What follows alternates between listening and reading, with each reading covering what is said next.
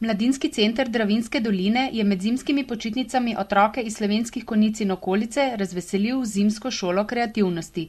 Šola je potekala od 22. do 24. februarja letos in je privabila veliko otrok, ki so uživali, spoznavali nove stvari in ustvarjali pod vodstvom animatorjev in evropskih prostovoljcev. Rdeča nit letošnje zimske šole kreativnosti je bila ekološko osveščanje mladih, spoznavanje in razumevanje medkulturnega dialoga. V ponedeljek 22. februarja so na obisk prišli gostje iz Ljubljane iz organizacije Legebitra pod imenom Živa knjižnica z naslednjimi vlogami: pokrita muslimanka, Japonka, ki živi v Sloveniji, jezuit in slepa oseba s psom kot predstavniki manjšin živečih v Sloveniji.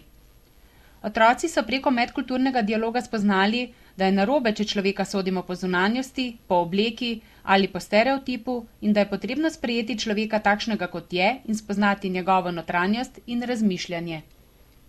V torek, 23. februarja, sta otroke obiskala pležuharja iz Country kluba Selnica ob Dravi. Gospod Jani Dolinšek je predstavil najstarejše sanke, ki so jih uporabljali v Dravski dolini. Otroci so 2 pležuha tudi preizkusili. V sredo, 24. februarja, je gospa Karmen Pem iz javnega komunalnega podjetja Slovenske Konjice otrokom na zanimiv način prikazala ločevanje odpadkov, razložila pomen tega ločevanja za okolje in pojasnila namen embalažnih vrečk.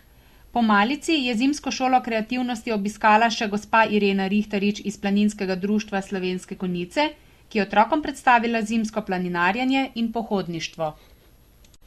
V četrtek, 25. februarja zvečer, je literarno društvo Gnezdo organiziralo literarni večer v prireditveni dvorani MC Patriot.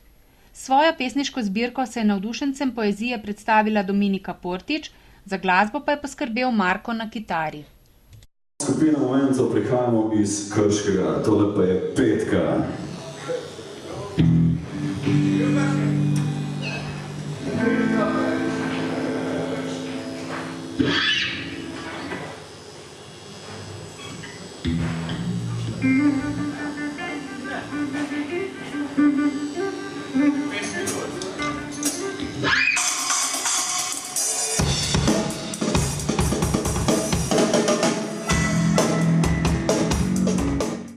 Petek, 26. februar, je bil rokersko obarvan. V prireditveni dvorani MC Patriot je 4-članska rock skupina Momento iz Krškega poskrbela za prijetno vzdušje.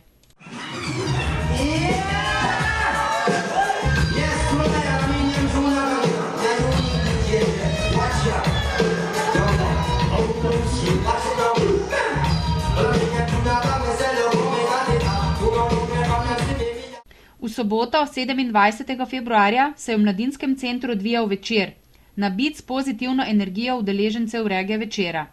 S svojimi plesi so obiskovalci zbirali denar za izobraževanje otrok v Burkini Faso in zbrano vsoto denarja zadovoljni zaključili svoj nastop. Mladinski center Dravinjske doline se zahvaljuje za pomoč vsem prostovoljcem in prostovoljkam, ki so pomagali pri izvedbi zimske šole kreativnosti. Prav tako pa se zahvaljuje vsem sponzorjem in drugim, ki so na kakršenkoli način pomagali.